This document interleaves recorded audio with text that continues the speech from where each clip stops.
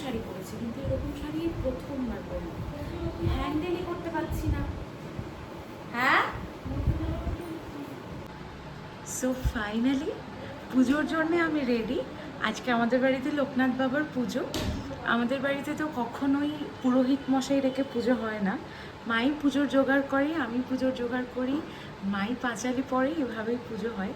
কিন্তু আজকে একটা নতুন এক্সপিরিয়েন্স, আমি এরকম শাড়ি কখনো তো পরিনি।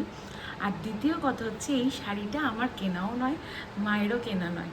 এটা যেহেতু আমার মেশো পুজো করে, তাই মেশো পাঠিয়েছে ঠাকুরের কাছ থেকে পাওয়া শাড়ি। তো এটা আমি প্রথম ভাঙলাম, তোমরাই জানিও কেমন লাগছে, কারণ এরকম শাড়ি আমি এর আগে কখনোই পরিনি। তো এইভাবেই আমি রেডি হয়েছি, এবার পুজোর কাজে যাব। চলো রান্নাঘরটা একবার দেখাই, রান্নাঘরে কি কি হচ্ছে। মামা, মা বললো এখানে কটা মালপোয়া দিতে। মামা তুমি কেমন মালপোয়া করেছো দেখাও সবাইকে,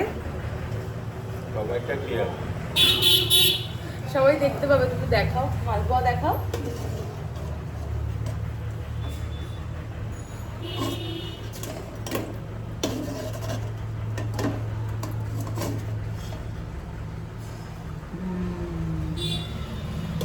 বাড়িতেই মালপোয়া বানানো হচ্ছে, এরপর ঠাকুরের ভোগ হবে, সব কিছুই আমাদের এই নিরামিষ রান্নাঘরে হবে। উপরে রান্নাঘরে তো হচ্ছে না, উপরে রান্নাঘরে তো ঠাকুরের রান্না হয় না।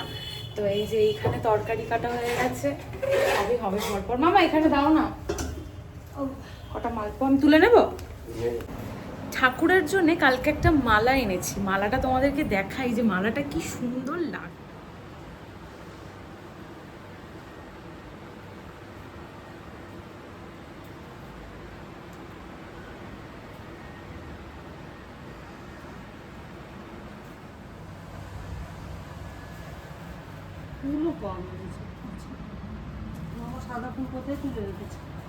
আমাদের ভীষণ ইম্পর্টেন্ট গেস্ট উনি এসে গেছে। তো আজকে ঠিক করেছি পুরো পুজোটাই তোমাদের সাথে শেয়ার করব। রোজ মানে প্রত্যেক দিন তো ব্লগ দেওয়া হয় না, আপলোড করা হয় না, তো পুজোর কাজও করব, তোমাদের সাথে ভিডিও বানাবো।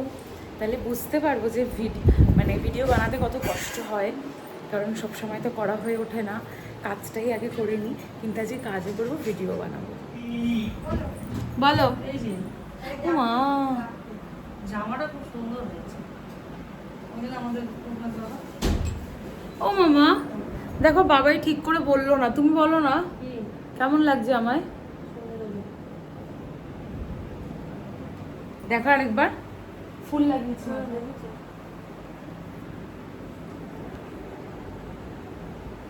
চুরি পড়বে না, চেন পরে এখানে আরেকজন গপু আসছে, সে বসবে এখানে এসে, বসবো। সেই যে বকুল মারা রয়েছে, বাবা মারা ভালো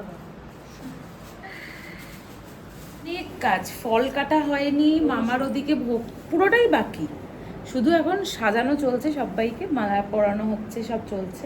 এই কাজগুলো মা করে দেয়, কারণ ঘর মুছতে হবে, নানা রকমের অনেক কাজ যেগুলো আমি করতে পারি না, পারি কিন্তু করি না।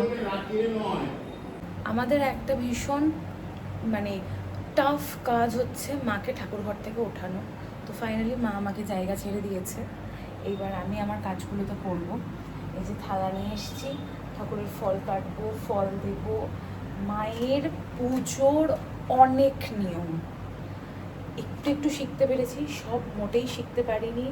5 রকম, 3 রকম, 1 রকম ফল সাজাতে হবে, ফুল সাজাতে হবে, সব ফল কাটা যাবে না, অল্প করে ফল কাটতে হবে। তো এখন আর ভিডিও বানাতে পারছি না, এখন আগে সব কাজগুলো সব কি করবো। এই যে মামা দেখো কত বড় নিয়ে এসছে,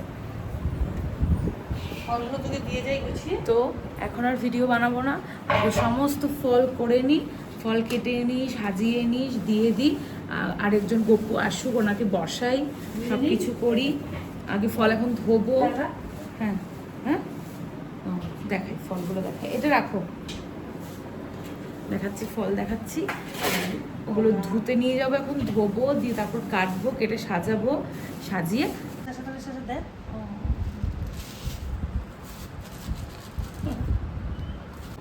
10টা তালেশ্বর 50 টাকা নিয়েছে, কোন দোকান আমাকে পাও? পুজোর শেষের দিকে না, ওই জন্য নিচ্ছে। আমি কালকে 6টা তালের শ্বাস নিয়ে এসেছি, 40 টাকা নিয়েছে।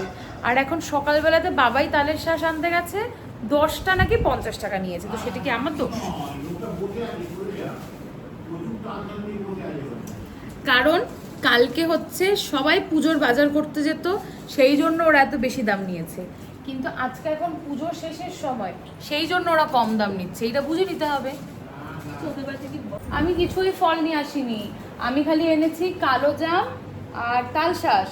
আর ও বাড়ি থেকে দিয়েছে হচ্ছে আম, কলা, আপেল, সব ও বাড়ি থেকেই এসছে।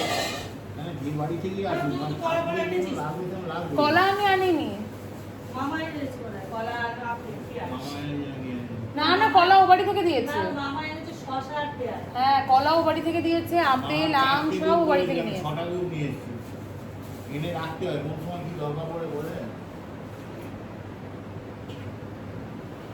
কালকে আমি বাজার করতে গেছিলাম, তো আমি বাজার করে নিয়ে এসেছি। তারপর এই ঘটনা ঘটেছে, সব পাওয়াই আজকে কম দামে পেয়েছে। কারণটা কি? কারণ আজকে পুজো শেষ, আজকে একটু পরেই পুজোটা শেষ হবে। এই যে পুজোয় বসেছি আমি, মায়ের একটা পুজোর স্লোগান আছে, হ্যাঁ মা আসুক, মা কি জানি আনতে গেছে, মা আসুক। মাকে আমি খালি ক্যামেরা অন করে বলবো কি, মা তোমার স্লোগানটা একটু দাও, দেখবে মা কি বলে। মায়ের একটা পুজোর স্লোগান আছে, তোমরাও এটা শিখে রাখো। দেখো মা আসুক, আমি তোমাদেরকে শোনাচ্ছি। আজকে গোপুর এই জায়গাটা ফাঁকা ফাঁকা লাগছে, কারণ গোপু আজকে এখানে বসেছে, এই জায়গাটা ফাঁকা। মা আবার জানি কী কী সব দিয়ে গদি তৈরি করেছে গোপুর জন্য, বালিশ তো আছেই। এই যে এই চুড়ি দুটো নিয়ে এসেছিলাম, যেই দুটো দেখো কি সুন্দর দেখতে, যেই দুটো উনি পরলেন না। আমি কালকে নেওয়ার সময়তেই কাকুকে বলেছিলাম কি এইটা আমার মনে হচ্ছে একটু ছোট হবে, কারণ আমাদের গোপু একটু বড়, তো সেই জন্য আমার যিনি কোথাও মনে হচ্ছিলো কি এটা ছোট হবে। তা আমি সেই জন্য না তোমার থেকে পাল্টে নেবো। তো আমাকে তখনই কাকু বলেছিল যে ঠিক আছে, যদি ছোট হয় তুমি নিয়ে আসবে, আমি পাল্টে দেবো। তাই আমাকে সে পাল্টাতেই যেতে হবে। তো পাল্টাতে হলো, আপনি আজকে তো পড়লো না, চেনটা পড়েছি।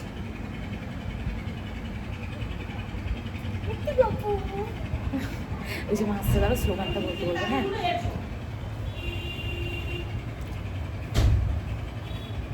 ও মা ক্যামেরা অন করেছি, তোমার স্লোগানটা একটু দাও।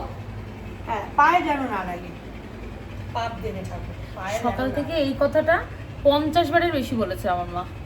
হ্যাঁ, তো ফাইনালি আমাদের পুজোর ডান। এবার হচ্ছে তোমার এই যে এরকম করে সাজানো হয়েছে, তোমাদের পুরোটা দেখাচ্ছি। মা কি বলছে, মা বলো কি বলছো? এবার আমি বই পড়বো, আরতি করবো, এইসব করবো। আমাদের ব্রাহ্মণ আসে না, আমরা ব্রাহ্মণ আসি।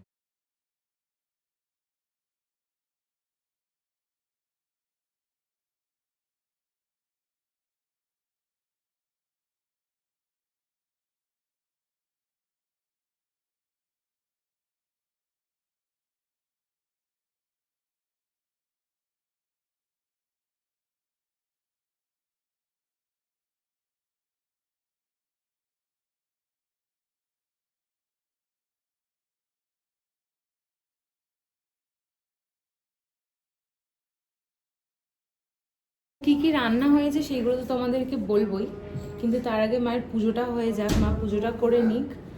আর খেয়ে নিয়েছি, কারণ পুজোর কাজ আমার কমপ্লিট, মায়ের পুজোর কাজ বাকি। কিন্তু মাকে যদি সকালে ওষুধ খেতে হয়, তো মা তো চা খেয়েছে। তো চলো পুজোটা হয়ে যাক, দিয়ে তারপর তোমাদেরকে বলছি কী কী রান্না হবে।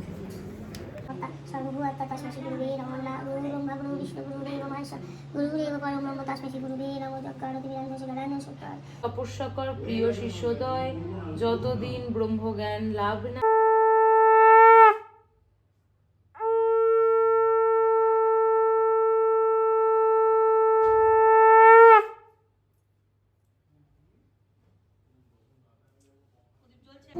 খাও, ওই বাবা লাগিয়ে খেয়েছে মুখে গো। এ না গপু, ছোট্ট গপু, এ না গপু। এবার রান্নাঘরে এলাম, কিছুই তো রান্না আমি দেখাতে পারছি না। ও আলুর দম হয়েছে, আলুর দম নিয়ে গেছে। আজকে কি কি রান্না একটুখানি তুমি বলো মা। আজকে আলুর দম হচ্ছে, নিরামিষ আলুর দম, আর পোলাও, আর ভাত টাতগুলোতে সব আমার নর্মালি যা হয় হবেই। আমরা কি খাবো? পোলাও, আলুর ঠাকুরের দম? ভোগ, আলুর দম, চাটনি, পায়েস, ফল ফলাদি, মিষ্টান্ন সবই আছে। তো শুনে নিলে আজকে দুপুরবেলাতেও কি কি খাওয়া দাওয়া হচ্ছে। এই যে এখানে সব সবজি কাটা চলছে, মাসি সমস্ত ভাজা ভুজি সবজি কাটছে, আর আলুর দমটা রেডি হয়ে গেছে। তো চলো তোমাদেরকে আলুর দমের লুকটা একবার দেখাই, যে আলুর দমটা।